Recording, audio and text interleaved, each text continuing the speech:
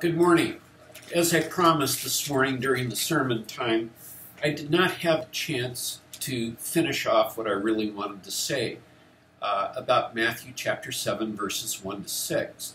Specifically, I didn't get to the very last verse, which is verse 6.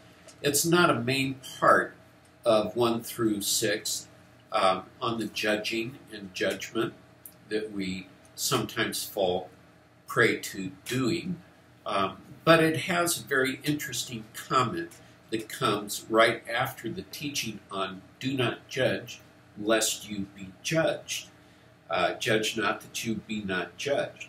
The very last verse says, do not give dogs what is holy, and do not throw your pearls before pigs, lest they trample them underfoot and turn to attack you. Now, that's kind of an interesting verse to come right after the judge not that you not be judged. For the judgment that you pronounce, you will be judged with.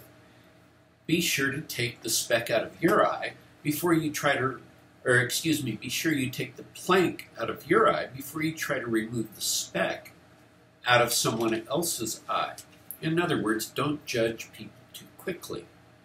And so here we have Christ telling us not to judge, but turning right around at the end and saying, do not give dogs what is holy and do not throw pearls before pigs. You may wonder why this was thrown in there. And the reason it's interesting is because Jesus, at this point, frankly, is calling some people dogs and calling some people pigs. You would think that on a sermon talking about judge not other people, that Christ would not then turn around and call someone a dog or a pig. And the reason for that is this. In the culture that Jesus was in, where he grew up and where he was now walking and teaching, dogs were not what we think today of dogs. Today a dog is man's best friend, who we take care of, and frankly, Americans spend billions of dollars a year on their pets, and specifically on dogs. They will pamper them. They will take them to the groomer often. They will give them the best food possible, whether you believe that's science diet, or whether you believe it's Blue Buffalo, or Iams, or some other dog food. That's your opinion. And remember, don't judge someone who uses a dog food other than what you use, because it's an opinion. It's not a fact. Now, we pamper our dogs. We even dress them up in costumes sometimes for Halloween. Although if you're a true dog lover, you wouldn't do that to your dog. But here in Jesus' culture, in Jesus' time, dogs were kind of mangy mongrels. They were not the pets that most people think about. They usually scavenged in the street for food. They usually lived in the streets. They usually just hunted rats and other things in the cities where they lived. They were not kept as friendly pets. Now, there would be some that shepherds would use for helping to shepherd sheep and goats. But in the towns, most of them were just kind of mongrels. People did not have the wherewithal to be buying specific food to give to a dog. So a dog would just be thrown scraps. Now, even Jews knew that dogs were bad. That's why they called Samaritans dogs, because they didn't like Samaritans. They were half-breeds that they didn't appreciate, and they accused Samaritans of being dogs. So that was a slight. It was a slam. It was not a kind thing to say about someone else. Now let's take up pigs. We know that Jews do not eat pigs. They do not eat pork. And you might wonder why that is. It was basically stated that pigs are unclean. And one of the things that made pigs, quote, unclean, is that pigs often would eat defiled flesh. Yeah, that sounds pretty gross, and it's actually exactly what it says.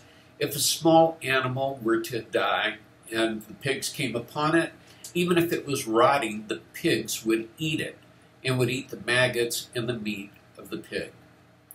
Pigs were also known to even attack humans, small children, the sick, the frail, and not only attack them, but eat them if they were such that the pigs were starving, that the pigs were exceptionally hungry. And so the Jews knew that you didn't like wild pigs. You had to keep your children under your care so that they might not be eaten by pigs. You may think that sounds strange, but it's true. So bottom line, Jesus is throwing this out saying, do not give dogs what is holy.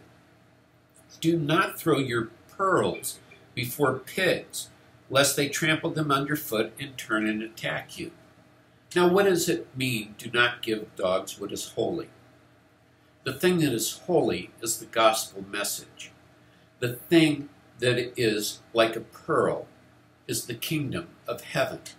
We've been told that in other parables that Jesus has taught.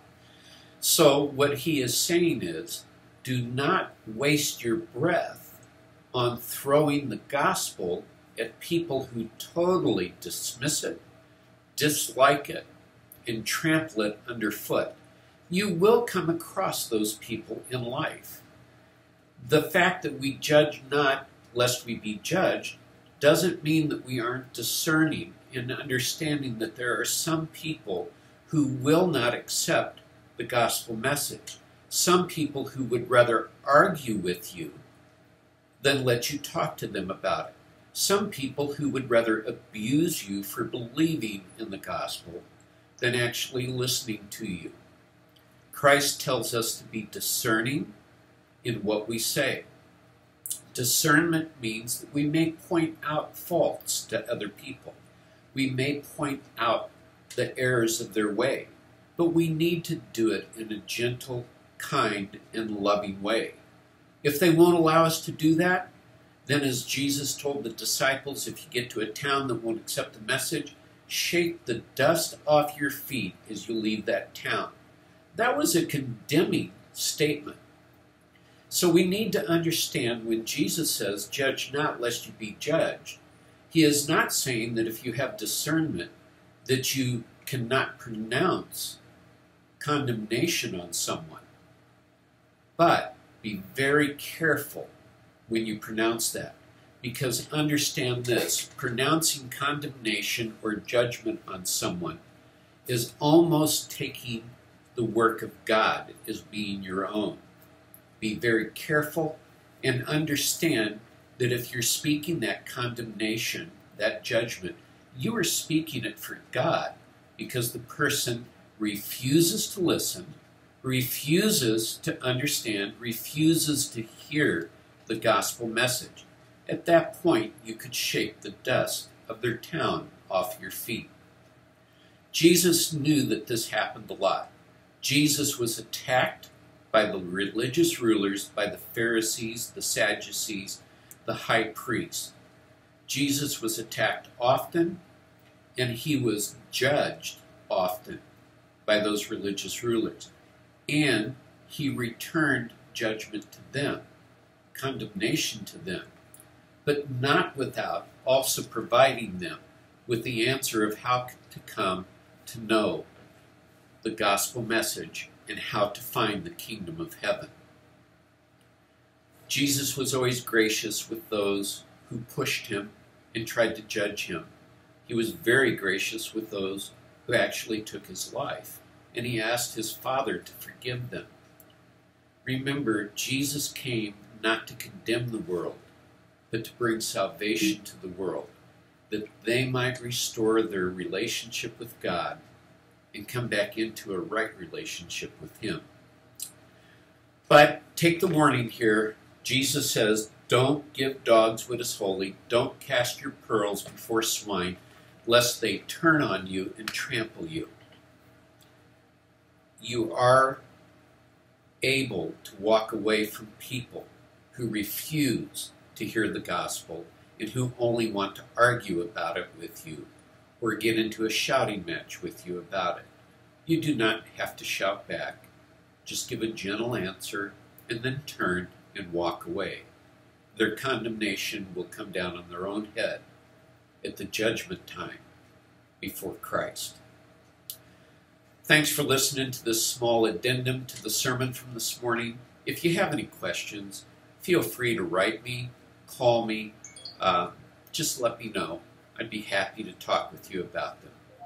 God bless. Have a great afternoon. Goodbye.